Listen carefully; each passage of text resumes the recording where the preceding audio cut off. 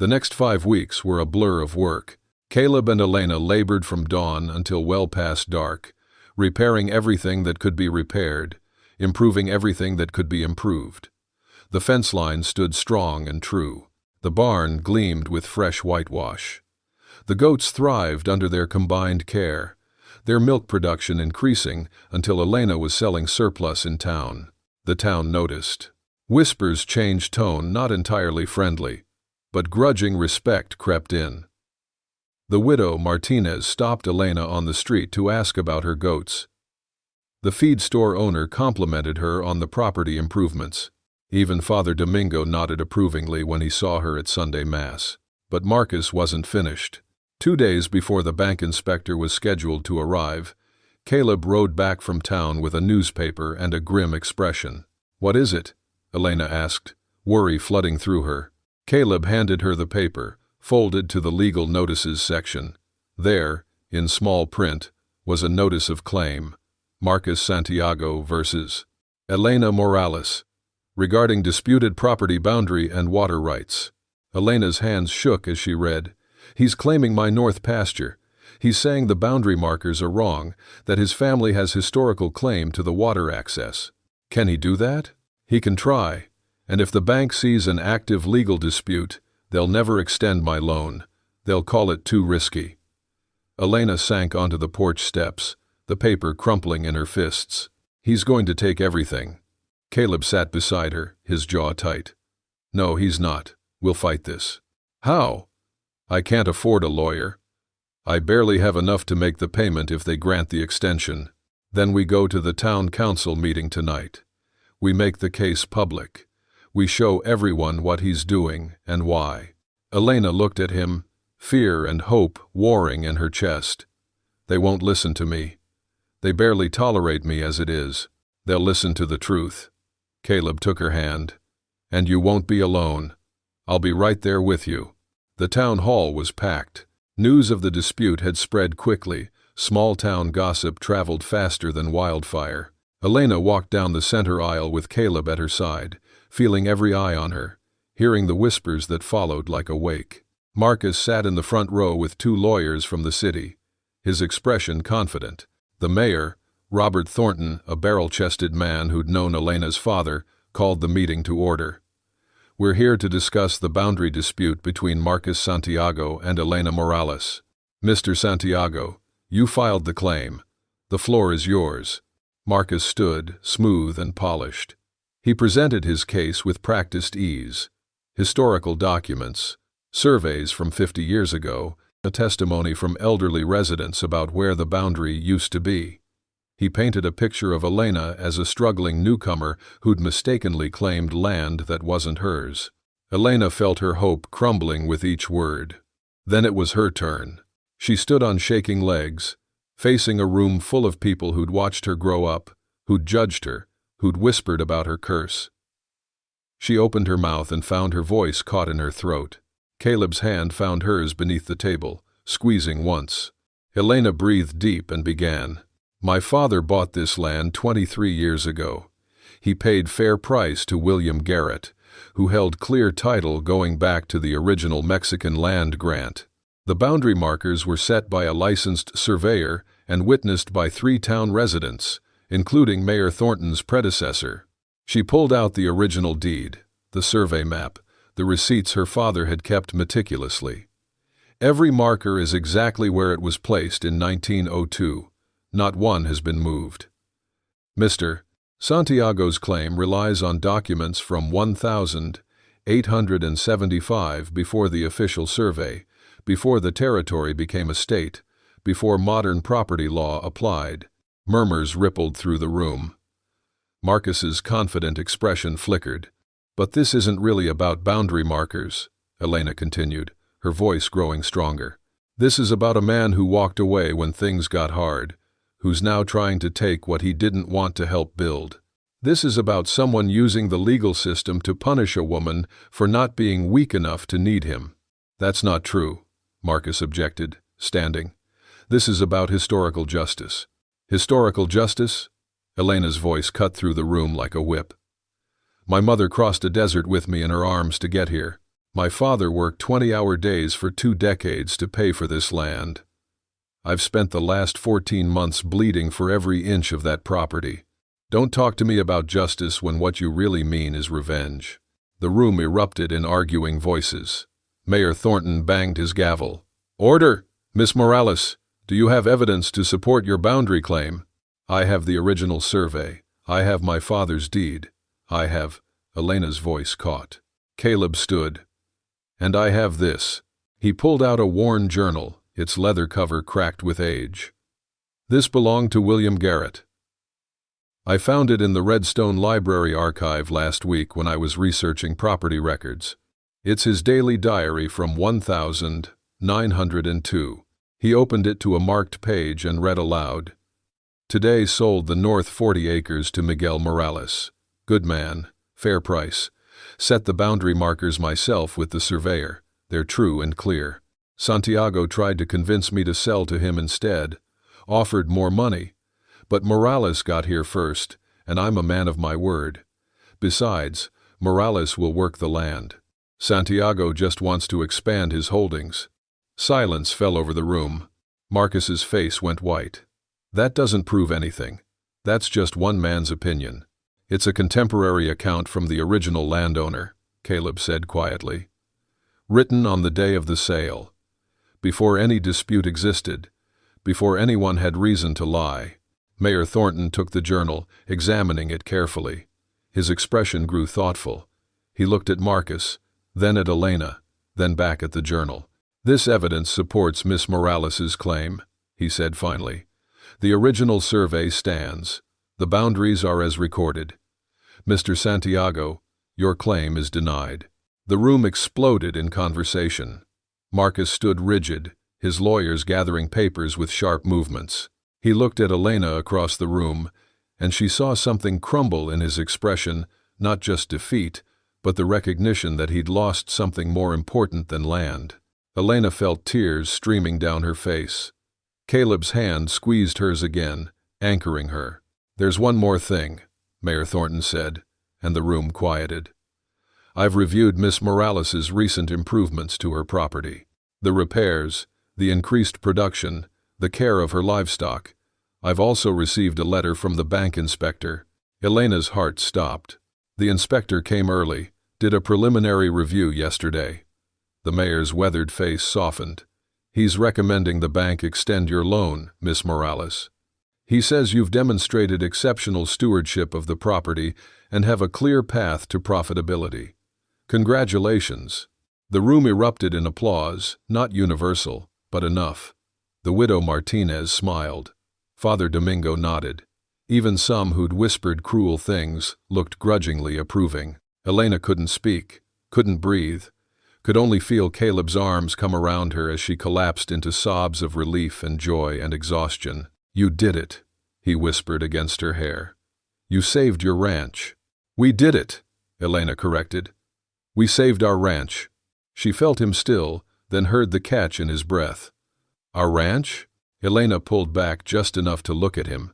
This man who'd ridden into her life on a October wind, who'd stayed when everyone else left, who'd believed in her when she couldn't believe in herself. "Stay," she whispered.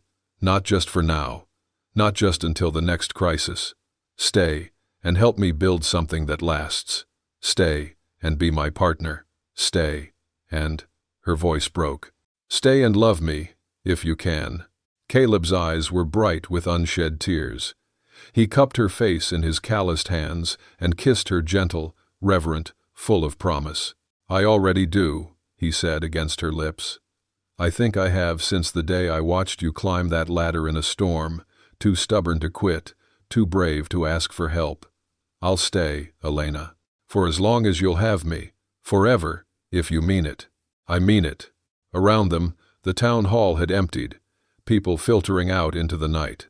But Elena and Caleb remained, holding each other in the warm light, two wounded people who'd found healing in each other's courage. Epilogue.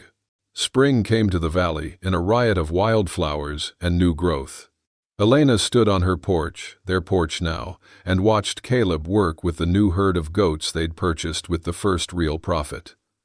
The north pasture was green and lush. The fence line stood strong. The barn bore a new sign, Morales Reed Ranch. She touched the simple gold band on her finger, still marveling at its presence. They'd married in February, a small ceremony in Father Domingo's church with the widow Martinez and a handful of others who'd become friends once they stopped listening to gossip and started seeing the truth. Marcus had left town shortly after the council meeting. Rumor said he'd moved to California. Elena wished him well, harbored no bitterness. He'd inadvertently given her the greatest gift, forcing her to fight for what mattered, forcing her to prove her strength, forcing her to choose her own path. Caleb looked up from the pasture and saw her watching. He smiled that same small sunlight smile and raised his hand in greeting. Elena raised hers in return, her heart full of a contentment she'd never imagined possible. The ranch was saved. The debt was manageable. The future stretched ahead with possibility instead of dread. But more than that, more than the land or the livestock or the har, to one's security she had found what she'd been searching for without knowing it. Home, partnership, love that didn't count the cost. She walked down the porch steps, crossing the yard to where Caleb waited by the gate. He opened his arms and she stepped into them, breathing in the scent of sun-warmed cotton and honest work. "What are you thinking about?" he asked, his voice rumbling in his chest beneath her ear. "That I was fixing my roof when you rode by, that I almost sent you away, that everything could have been different if I'd been too proud to accept help. But you weren't." Caleb pressed a kiss to the top of her head. "You were brave enough to let someone in. That takes more courage than doing it alone." "I'm glad you stopped," Elena whispered. "I'm glad you stayed." "Me too." They stood together in the afternoon light, watching the goats graze and the hawks circle lazily overhead. In the distance, the mountains rose purple against the bright sky.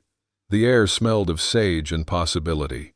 "I was thinking," Caleb said after a moment, "about that south field. It's been fallow for years, but with the new irrigation system, we could plant alfalfa, maybe get some horses, build this place into something even bigger." Elena smiled against his shoulder. "Horses? You used to break horses, didn't you, before your father got sick?" "How did you know that?" "The widow Martinez told me. Said you were the best young horse trainer she'd ever seen, said it was a shame you had to give it up." Elena felt old dreams stir, dreams she'd buried under survival and grief. "I loved working with horses, teaching them to trust, to respond, to partner with their rider instead of just obeying. So let's do it." Caleb pulled back to look at her, excitement lighting his eyes.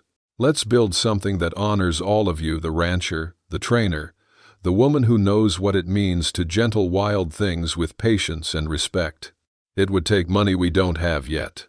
"Yet," Caleb agreed. "But we've got time. We've got each other. We've got two good hands and the will to work. That's more than enough to start." Elena looked around the ranch at the repaired buildings, the thriving herd, the land that had nearly been lost but now stood secure. She thought about the winter that had almost broken her, the loneliness that had nearly consumed her, the fear that had almost convinced her to quit. And she thought about the stranger who'd ridden up to her failing ladder on an October afternoon, who'd seen past her reputation to the person underneath, who'd chosen to stay when leaving would have been easier. "Together," she said, the word both promise and benediction. "Together," Caleb echoed. They kissed there in the spring sunlight, and it tasted like new beginnings and hard-won joy, like two people who'd walked through fire and found each other on the other side, like love that had earned its name through action, not just words. That evening, they sat on the porch as sunset painted the sky in shades of coral and gold. Elena leaned against Caleb's shoulder while he played a harmonica, soft, sweet notes that drifted across the valley like a prayer. The town would gossip, some would always judge, but more and more the whispers were changing. "Have you seen the Morales place? It's thriving. That couple works like a matched team. Maybe we were wrong about her. Maybe curses are just bad luck waiting for courage to break them." Elena didn't care about the whispers anymore. She'd learned that the only opinion that mattered was her own, and the opinion of the man who'd proven his love through steady presence and faithful work. A coyote called in the distance, its cry echoing off the canyon walls. The goats settled in for the night, their bells tinkling softly. Stars began to pierce the darkening sky, one by one, like promises being kept. "Do you ever regret it?" Elena asked quietly. "Stopping here? Choosing this life instead of moving on?" Caleb's music paused. He lowered the harmonica and took her hand, threading his fingers through hers. "Not for a single moment. This is the life I was meant to find. You're the person I was meant to find. How do you know? Because for the first time in my life, I'm not running from anything or toward anything. I'm just here, present, home." He squeezed her hand. "You gave me that, Elena. You gave me a place to belong. You gave me the same thing," Elena said, her voice thick with emotion. "You saw me when I was invisible. You believed in me when I couldn't believe in myself. You loved me when I felt unlovable. That's because you were always lovable. You were always strong. You were always enough." Caleb turned to face her fully. "I didn't make you any of those things. I just recognized what was already there." Elena felt tears slip down her cheeks, not from sadness, but from the overwhelming fullness of being truly seen, truly known, truly loved. "I'm so glad you rode by that day." "So am I." They sat in comfortable silence as night settled over the valley. The temperature dropped, bringing the crisp promise of cool mountain air. Caleb put his arm around Elena, pulling her closer, and she burrowed into his warmth. Inside the house, the fire they'd built before coming outside would be burning low now, coals glowing red and patient. Tomorrow they'd rise early and begin again, feeding, mending, planning, building. The work would never truly end, but that was the nature of ranching, the nature of life. But tonight they had this: peace and partnership, and the quiet joy of surviving the worst and finding something beautiful on the other side. "Thank you," Elena whispered into the darkness. "For what?" "For not leaving. For staying when it was hard. For choosing me every day." "Thank you," Caleb replied, "for letting me stay. For trusting me when trust was the hardest thing you could give. For making me part of your life." A shooting star streaked across the sky, brilliant and brief. Elena didn't make a wish she didn't need to. Everything she'd ever wanted was right here. The land she'd fought for, the man she loved, the future they were building together. She thought about her father, wondered if somehow he knew that his daughter had not only saved the ranch, but had found happiness in the process. She thought about her mother, who'd crossed a desert with nothing but hope and determination, who'd taught Elena that strength wasn't about never needing help. It was about having the courage to accept it when it came. "I love you," Elena said, simple and true. "I love you too," Caleb answered. "Today, tomorrow, and all the days after." They remained on the porch until the cold drove them inside, until duty called them to bank the fire and prepare for sleep. But even as they moved through the evening routines, they moved together a rhythm they'd learned, a dance they'd perfected, a partnership forged in struggle and sealed with choice. That night, Elena fell asleep to the sound of Caleb's steady breathing beside her, the weight of his arm across her waist, the solid reality of someone who'd promised to stay and meant it. Outside, the wind whispered through the canyon. The goats dreamed in their pen. The land rested under starlight, ready for tomorrow's work, tomorrow's growth, tomorrow's promises kept. Winter was over. Spring had come to stay. And on the Morales Reed Ranch, two people who'd once been lost had found their way home, not to a place, but to each other. In the valley, where the canyon walls held secrets and the wind carried both sorrow and song, a woman had climbed a ladder in a storm, too stubborn to quit. A man had ridden by with careful hands and an understanding heart, too decent to leave her to fall alone. They had saved a ranch, but more importantly, they had saved each other. And in the saving, they had learned the most important truth of all, that love isn't found in grand gestures or perfect circumstances. It's found in the quiet choice to stay. in the daily work of showing up, in the courage to be vulnerable with someone who's earned your trust. The town of Redstone would tell their story for years to come, not as gossip, but as proof that sometimes the best things in life arrive unplanned. On an October afternoon, when a cowboy rides by and a woman smiles once, and everything changes forever.